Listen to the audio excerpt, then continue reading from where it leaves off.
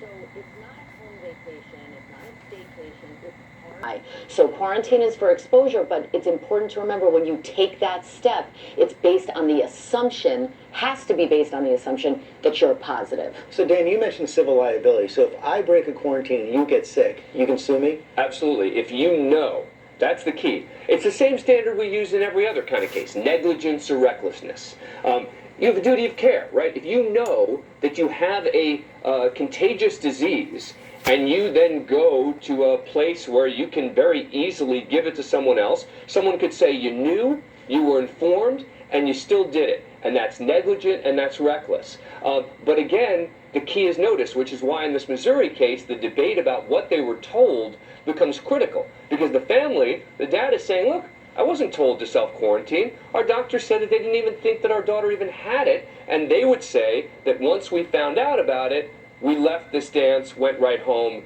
we did what we should do. Yeah, and Jen, what we're seeing for the first time in New Rochelle, here outside of New York, that 1 mile containment zone. Yeah. What exactly is that and how effective is it? Well, I think we're going to be watching that unfold in the next coming days, but it's not martial law. They're not there to police people. They're there to clean. They're there to assist maybe with food. And basically, it's like putting a firewall around a hotspot so that you can flatten the curve, as we say, which means slow the spread, protect more vulnerable populations, maybe not kids, but their grandparents or an older population. And also it buys time. And that the clock is ticking on this, so every day matters. So we're not seeing a full lockdown in New Rochelle, Dan, but we are seeing it in Italy, and a lot of people are wondering, could that happen here? Does the president, does the government have that kind of emergency power? Look, theoretically, yes. I don't expect we're going to get there with this kind of disease, but yeah, look, the Supreme Court has ruled on broadly on this kind of issue, which is when the government needs to,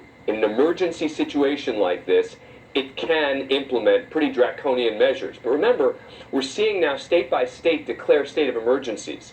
That's also relevant legally, because in a lot of states you need a state of emergency to be declared before you can take certain action. Mm-hmm. Can I ask you another legal question, something totally different? Yeah. Harvey Weinstein. Yeah. He's being sentenced today. Any idea the length of that sentence? So defense asking for 5 years, prosecutors asking for an indeterminate sentence, but a significant one, could face up to 29 years. I think most people think 10 to 15 is the likely range. If he gets below 10, it would probably be somewhat of a victory for Harvey Weinstein. Over 15 would be more than most people expect. So that's the range that we're looking at, I think, in this sentencing today. Appreciate your range as well. Yeah, and I wasn't expecting that, but good thing I actually followed the case. Yeah. The center of a possible hoax right after his royal exit.